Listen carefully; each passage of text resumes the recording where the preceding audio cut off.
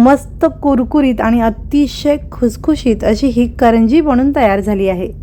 नमस्कार, मी सुवर्णाज रेसिपी मराठीमध्ये तुम्हा सर्वांचं खूप मनापासून स्वागत आहे। तर या करंज्या तुम्ही अगदी महिनाभर जरी ठेवला तर शेवटची करंजी संपेपर्यंत ती अगदी कुरकुरीत आणि खुसखुशीत राहील, अजिबात मऊ पडणार नाही। तर करंजीचं पीठ भिजवताना अतिशय महत्त्वाच्या या 3 गोष्टी आपल्याला घालायच्या आहेत, त्याच्यामुळे आपल्या करंज्या अगदी कुरकुरीत आणि मस्त खुसखुशीत होतात। तर यासाठी इथे मी मैदा घेतलेला आहे आणि वाटीने म्हणाल तर अशी आपली घरातील जी वाटी असते या वाटीने मी 6 वाटी हा मैदा घेतलेला आहे आणि वजनाने म्हणाल तर अर्धा किलो हा मी मैदा घेतलेला आहे। मैदा चाळून घ्यायचा आहे आणि आता आपल्याला करंजी कुरकुरीत खुसखुशीत करण्यासाठी पहिली महत्त्वाची गोष्ट यामध्ये घालायची आहे ती म्हणजे रवा।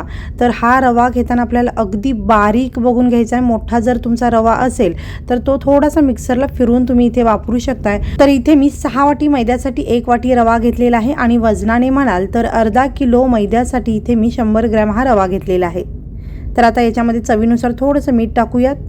तर आता दुसरी महत्त्वाची गोष्ट यामध्ये मी टाकते आणि ती म्हणजे ही पिठी साखर। तर पिठी साखरेमुळे सुद्धा आपली जी करंजीची पारी आहे अगदी कुरकुरीत आणि मस्त खुसखुशीत होते। तर 2 चमचे इथे मी पिठी साखर घातलेली आहे।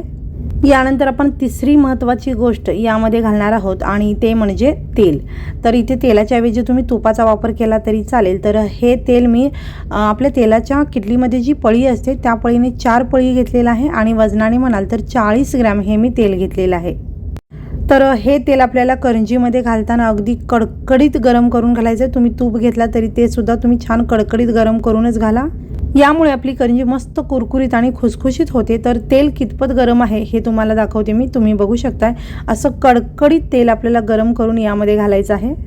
तर आपली करंजी मस्त कुरकुरीत आणि खुसखुशीत होण्यासाठी या 3 अतिशय महत्त्वाच्या गोष्टी इथे मी घातलेल्या आहेत, ते म्हणजे रवा, पिठी साखर आणि मस्त कडकडीत तेलाचं मोहन।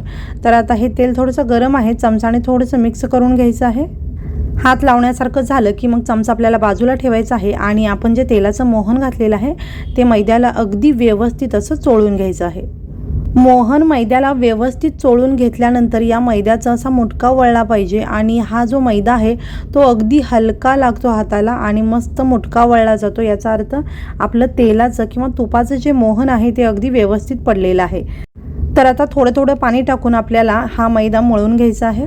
तर हे पीठ भिजवताना आपल्याला काय काळजी घ्यायची आहे, तर हे पीठ आपल्याला हलकंसं सैलसर करायचं आहे, खूप सैलसर नाही आणि खूप घट्टसर सुद्धा करू नका, अगदी हलकंसं सैलसर आपल्याला हे पीठ भिजवायचं आहे। कारण आपण यामध्ये रवा वापरलेला आहे आणि रवा भिजण्यासाठी छान ओलसरपणा त्याला हवा आणि म्हणूनच आपल्याला हलकंसं सैलसर असं हे पीठ भिजवून घ्यायचं आहे। तर इथे मी हा गोळा मळून घेतलेला आहे आणि हलकंसं सैलसर असं हे पीठ मी भिजवून घेतलेलं आहे। हा गोळा आपल्याला 1-2 मिनिटे छान असा मळून घ्यायचा आहे।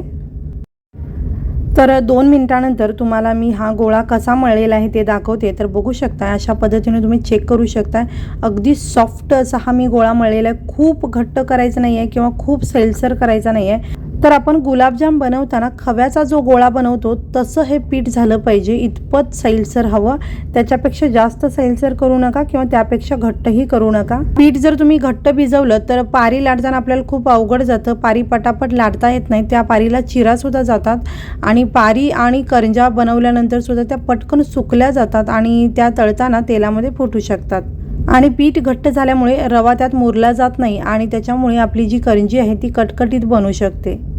आणि जर हे पीठ तुम्ही अगदीच सैलसर भिजवलं तर याची पारीच तुम्हाला लाटता येणार नाही, म्हणून हे पीठ आपल्याला अगदी हलकंसं सैलसर पण घट्ट असं मळून घ्यायचं आहे। तर आता आपल्याला हा जो गोळा आहे किमान अर्ध्या तासासाठी ठेवून द्यायचा आहे। तर याच्यावरती एखादं भांडं झाकून ठेवा किंवा एखादं दमट केलेलं कापड याच्यावरती तुम्ही झाकून ठेवू शकताय। हे पीठ भिजत आहे तोपर्यंत आपण सारण बनवूया। तर इथे मी सुक्या खोबऱ्याचा किस घेतलेला आहे आणि या वाटीने मी अगदी शिगोशिग भरून 4 वाटी हा खोबऱ्याचा किस घेतलेला आहे। याच वाटीने मी हा रवा घेतलेला आहे आणि 2 वाटी अगदी शिगोशिग भरून मी हा रवा घेतलेला आहे। रवा घेताना आपल्याला अगदी बारीक असा रवा घ्यायचा आहे। तर इथे मी साखर घेतलेली आहे आणि ही नंतर मी दळून घेणार आहे मिक्सरला। तर याच वाटीने अगदी शिगोशिग भरून 2.5 वाटी ही मी साखर घेतलेली आहे। याचबरोबर इथे मी काजू आणि बदाम घेतलेले आहेत। तर हे ऑप्शनल आहे, तुम्हाला हवं तर घाला, नाही घातला तरी चालेल। याबरोबरच तुम्ही चारोळी, पिस्ता आणि बेदाणे सुद्धा घालू शकता। तर इथे मी जायफळ घेतलेलं आहे। जायफळ आपल्याला खिसून यामध्ये घालायचं, याचा स्वाद खूप छान लागतो। आणि इथे मी 4 चमचे हे तीळ घेतलेलं आहे आणि तिळाबरोबरच तुम्ही खसखस सुद्धा घेऊ शकताय।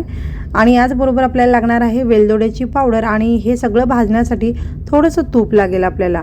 तर कढई गरम केलेली आहे, यामध्ये सगळ्यात आधी आपल्याला हे तीळ भाजून घ्यायचं आहे। तीळ छान फुलून आले की आपल्याला हे काढून घ्यायचे आहेत आणि तीळ आपल्याला तेल तूप काहीच न घालता भाजून घ्यायचे आहेत। तर हे मी काढून घेतलेलं आहे। तर आता काजू बदामचे मी तुकडे करून घेतलेले आहेत आणि हे सुद्धा आपल्याला थोडेसे भाजून घ्यायचे आहेत। तर यामध्ये मी साधारण 1 2 ते 3 चमचे तूप घालून घेते आणि तुपावरती हे आपल्याला काजू बदाम छान भाजून घ्यायचे आहेत। तर इथे हे मी मोठे तुकडे केलेले आहेत, कारण भाजून झाल्यानंतर याची मी हलकीशी भरड मिक्सरला काढून घेणार आहे। तुम्ही खलबत्त्यात कुटून घेतला तरीही चालेल। यानंतर राहिलेल्या तुपावरतीच मी हा रवा घालते आणि रवा आपल्याला छान तांबूस रंगावरती भाजून घ्यायचा आहे। तर हा रवा थोडासा परतून झाल्यानंतर याच्यामध्ये मी तूप घालते, साधारण छोटे 4 चमचे तूप यामध्ये मी घातलेलं आहे आणि हा रवा आता आपल्याला छान तांबूस रंग येईपर्यंत परतून घ्यायचा आहे। बारीक गॅसवरती साधारण 4 ते 5 मिनिटे मी हा जो रवा आहे तो छान भाजून घेतलेला आहे। रवा छान फुललेला आहे, मस्त याला तांबूस रंग आलेला आहे आणि याचा सुवास सुद्धा अगदी मस्त येत आहे। तर हा रवा छान भाजून झालेला आहे, हा आता आपण काढून घेऊयात। यामध्येच आता मी खोबरं घातलेलं आहे। खोबरं आपल्याला तूप तेल काहीच न घालता भाजून घ्यायचं आहे। खोबरं अगदी 2 मिनिट बारीक गॅसवरती आपल्याला भाजायचं आहे आणि खोबरं एकसारखं आपल्याला परतत राहायचं आहे, नाहीतर याचा रंग बदलू शकतो। खोबऱ्याला जास्त डार्क रंग द्यायचा नाही, हलकासा रंग आला की आपल्याला खोबरं काढून घ्यायचं आहे। तर इथे बघा हलकासा रंग आलेला आहे, तर हे खोबरं मी काढून घेते। रवा आणि इतर साहित्य ज्या भांड्यात काढलं होतं त्याच्यामध्येच मी हे खोबरं घालते आणि छान मिक्स करून घेते आणि हे पूर्णपणे आपल्याला थंड करायचं आहे। पूर्ण थंड झाल्यानंतर काजू बदामची भरड मी मिक्सरला काढून घेतलेली आहे आणि ही भरड आता आपण या मिश्रणामध्ये घालूयात। तर हे सगळं व्यवस्थित आपल्याला मिक्स करून घ्यायचं आहे। यानंतर आपल्याला याच्यामध्ये 1 चमचा वेलदोडीची पावडर घालायची आहे। थोडंसं जायफळ यामध्ये मी खिसून घालते, तुम्ही पावडर सुद्धा घालू शकताय किंवा तुम्हाला जर जायफळ आवडत नसेल नाही घातला तरी चालेल। तर एकदा हे छान मिक्स करून घ्यायचं आहे आणि आता याच्यामध्ये मी पिठी साखर घालते। तर ही सगळी पिठी साखर मी आता यामध्ये घालणार आहे, पण तुम्हाला जर जास्त गोड आवडत असेल तर यामध्ये थोडीशी पिठी साखर तुम्ही वाढवू शकताय किंवा तुम्हाला जर कमी गोड आवडत असेल तर यातली थोडी साखर कमी केला तरी चालेल। तर हे व्यवस्थित मिक्स केल्यानंतर आपल्याला थोडीशी चव बघायची आहे, तुम्हाला गोड अजून हवं असेल तर थोडीशी पिठी साखर वाढवू शकताय। या प्रमाणात अगदी परफेक्ट गोड करंज्या होतात। अर्ध्या तासानंतर पीठ मी काढलेलं आहे आणि पुन्हा एकदा या पिठाला आपल्याला 1-2 मिनिटे छान असं मळून घ्यायचं आहे। तर छान असं मळून घेतल्यानंतर हे पीठ तुम्ही बघू शकता मस्त सॉफ्ट झालेलं आहे, असं पीठ आपल्याला भिजवून घ्यायचं आहे। तर आता आपण याचे गोळे बनवणार आहोत। तर या मोठ्या गोळ्यातील एक छोटा गोळा मी काढून घेते आणि राहिलेले पीठ आपल्याला असंच न ठेवता याच्यावरती आपल्याला झाकायचं, एखादं दमट कापड झाका किंवा एखाद्या डब्यामध्ये ठेवा। आणि एक छोटा जो गोळा घेतला होता मी त्याच्यातील हे असे छोटे छोटे गोळे बनवून घेते। तर हे जे छोटे गोळे तुम्ही तुमच्या आवडीप्रमाणे लहान मोठे करू शकता। तर इथे मी पेढ्याच्या आकाराचे असे हे गोळे बनवून घेतलेले आहेत। तर सगळ्या पिठाचे एकदम गोळे न बनवता असे थोडे थोडे आपल्याला गोळे बनवून घ्यायचे आहेत आणि हे गोळे एखाद्या डब्यामध्ये ठेवायचे आहेत आणि लागेल तसं काढून घ्यायचं आहे आणि पीठ सुद्धा आपल्याला झाकूनच ठेवायचं आहे, नाहीतर हे कोरडं पडू शकतं। तर आज आपण अगदी सोपी आणि झटपट पद्धत करंजी बनवण्यासाठी वापरणार आहोत आणि त्यासाठी आपल्याला असा डबा लागणार आहे। तर डबा घेताना आपल्याला असं काट असणारा हा डबा आपल्याला घ्यायचा आहे, यामुळे आपली करंजी अगदी पटापट होते। तर तुम्हाला जर लहान आकाराची करंजी बनवायची असेल तर असा लहान आकाराचा डबा घ्या, मध्यम आकाराची जर करंजी बनवायची असेल तर असा हा मध्यम आकाराचा डबा घ्या आणि खूप मोठी करंजी बनवायची असेल तर असा हा मोठा डबा घ्या, किंवा तुम्हाला जर अगदी अशा लांबट करंज्या बनवायच्या असतील तर अशा लांबट आकाराचा जो डबा असतो तो तुम्ही घेऊ शकता। तर इथे मी मध्यम आकाराची करंजी बनवणार आहे। तर इथे आपल्याला लागणार आहे एखादा रुमाल किंवा एखादं कापड। तर कापड किंवा रुमाल आपल्याला या पद्धतीने या डब्याला अशा पद्धतीने बांधून घ्यायचा आहे। तर हा रुमाल अशा पद्धतीने बांधून घेतल्यानंतर डब्याचा वरचा जो भाग आहे व्यवस्थित आपल्याला प्लेन करून घ्यायचा आहे आणि हे कापड हलूच नये यासाठी आपल्याला एखादी रबर याला वरती लावून घ्यायची आहे। अशा पद्धतीने करंजी बनवण्यासाठी आपला डबा हा तयार झाला आहे। तर आपल्याला करंजीची पारी लाटण्यासाठी मैदा थोडासा एखाद्या भांड्यामध्ये घ्यायचा आहे आणि एक गोळा मी काढून घेतलेला आहे। जे आपण गोळे बनवले होते त्याच्यातील एक गोळा मी या मैद्यामध्ये घोळवून अशा पद्धतीने लाटून घ्यायचा आहे। तर तुम्हाला लाटताना लक्षात येत असेल अगदी पटापट ही पारी लाटली जाते।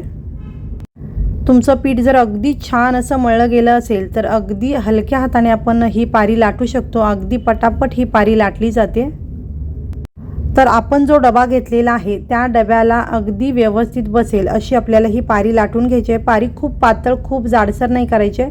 तर अशा पद्धतीने मध्यम आकाराची आपल्याला ही पारी लाटून घ्यायची आहे. तर जो डबा तुम्ही करंजी बनवण्यासाठी घेतलेला आहात त्याच्यापेक्षा थोडीशी मोठी आपल्याला ही जी पारी आहे ती लाटून घ्यायची आहे. तर इथे मी आणखीन एक पारी तुम्हाला लाटून दाखवते. अगदी हलक्या हाताने आणि सहज आपली ही पारी लाटली जाते. तर तुम्हाला जर मध्ये मध्ये गरज पडली तर थोडासा मैदा तुम्ही लावू शकताय.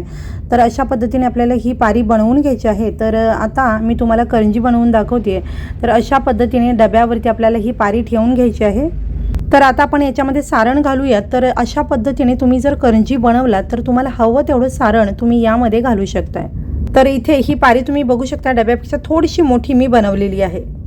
तर आता ही पारी चिटकवण्यासाठी आपल्याला दूध वापरायचं आहे. शक्यतो आपल्याला इथे दूधच वापरायचं आहे, पाणी वापरू नका. जर तुम्हाला वापरायचं असेल तर अर्ध दूध आणि अर्ध पाणी वापरलं तरी चालू शकतं. तर हे दूध आपल्याला या पारीच्या काठाला लावून घ्यायचं आहे आणि अर्ध गोलाकारामध्ये हे दूध आपल्याला लावून घ्यायचं आहे. यानंतर ही करंजी आपल्याला चिटकवून घ्यायची आहे आणि याच्या कडा अशा पद्धतीने आपल्याला दाबून घ्यायच्या आहेत. डब्याचं जे काठ आहे त्या ठिकाणी आपल्याला व्यवस्थित प्रेस करून घ्यायचं आहे, दाबून घ्यायचं आहे आणि त्यानंतर हे जास्तीचं पीठ आपलं निघून जातं. आणि हे पीठ तुम्ही अशा पद्धतीने एखाद्या वाटीमध्ये जमा करा आणि थोडं थोडं जमा झाल्यानंतर पुन्हा ते मळून पिठामध्ये मिक्स करू शकताय.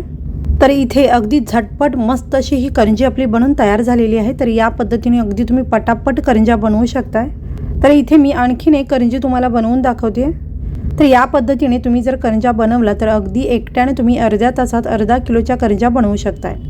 बनवायला खूप सोप्या आणि अगदी पटापट या करंज्या होतात. अगदी सोप्या पद्धतीने आणि कमी त्रासामध्ये या करंज्या बनवून तयार होतात. तर इथे बघू शकता अगदी छान अशा या करंज्या बनवून तयार झालेल्या आहेत. तर याच पद्धतीने मी काही करंज्या बनवून घेतलेल्या आहेत. तर इथे तुम्ही जर जास्त प्रमाणात करंज्या बनवून ठेवणार असाल तर त्यावरती एखादं ओलसर कापड झाकून ठेवा, म्हणजे करंज्या सुकणार नाहीत आणि तेलामध्ये फुटणार नाहीत. किंवा तुम्ही या पद्धतीने थोड्या थोड्या करंज्या बनवून तळून घेऊ शकता. तर या करंज्या आता मी तुम्हाला तळून दाखवते. तेल गरम करायला मी ठेवलेलं आहे. तर हे तेल आपल्याला खूप कडक करायचं नाही आहे, मध्यम असं गरम करून घ्यायचं आहे आणि गॅससुद्धा आपल्याला मध्यम ठेवायचा आहे आणि मध्यम गॅसवरतीच या सगळ्या करंज्या आपल्याला तळून घ्यायच्या आहेत. तर या करंज्या बघा तेलामध्ये छान अशा फुलून आलेल्या आहेत, मस्त टम्म फुगल्या जात आहेत. तर एक बाजू झाल्यानंतर आपल्याला बाजू याची पलटवून घ्यायची आहे. याच पद्धतीने पुन्हा 1-2 वेळा करंजीची बाजू आपल्याला पलटवून घ्यायची आहे. छान सोनेरी रंगावरती तळून घ्यायच्या आहेत या करंज्या. तर मस्त रंग आलेला आहे या करंज्यांना आणि आता या करंज्या मी काढून घेते. मस्त सोनेरी रंगावरती या मी तळून घेतलेल्या आहेत. मस्त कुरकुरीत आणि खुसखुशीत या करंज्या बनून तयार झालेल्या आहेत. याच पद्धतीने आपल्याला राहिलेल्या करंज्या तळून घ्यायच्या आहेत. तर ही करंजी अगदी शेवटपर्यंत कुरकुरीत खुसखुशीत राहण्यासाठी ही करंजी आपल्याला छान सोनेरी रंगावरतीच तळून घ्यायची आहे. तर अशा पद्धतीने मी या सगळ्या करंज्या तळून घेतलेल्या आहेत आणि मस्त अशा या करंज्या बनून तयार झालेल्या आहेत. तर इथे मी जे साहित्य वापरलं होतं त्या साहित्याच्या प्रमाणामध्ये साधारण 90 ते 95 या करंज्या बनून तयार झालेल्या आहेत आणि अगदी मस्त टम्म फुगलेल्या मस्त खुसखुशीत कुरकुरीत अशा या करंज्या बनून तयार झालेल्या आहेत. अप्रतिम चवीच्या खमंग खुसखुशीत मस्त अशा या करंज्या बनून तयार झालेल्या आहेत. तर इथे तुम्ही बघू शकता अगदी टम्म फुगलेल्या सगळ्या करंज्या बनून तयार झालेल्या आहेत. अगदी चौपट फुलणाऱ्या या करंज्या बनून तयार झालेल्या आहेत. अगदी सोप्या पद्धतीने झटपट आपण या करंज्या बनवून तयार केलेल्या आहेत. तर या व्हिडिओमध्ये सांगितलेल्या टिप्स फॉलो करून तुम्ही जर ही करंजी बनवला तर तुमची करंजी अतिशय खुसखुशीत आणि मस्त कुरकुरीत होते आणि अगदी संपेपर्यंत या मस्त कुरकुरीत आणि खुसखुशीत राहतात. तर या पद्धतीने ही करंजी जरूर करून पहा आणि तुम्हाला जर हा व्हिडिओ आवडला असेल तर व्हिडिओला लाईक करा, शेअर करा, चॅनलला सबस्क्राईब करून बेल आयकॉन जरूर दाबा आणि हा व्हिडिओ पाहिल्याबद्दल खूप धन्यवाद.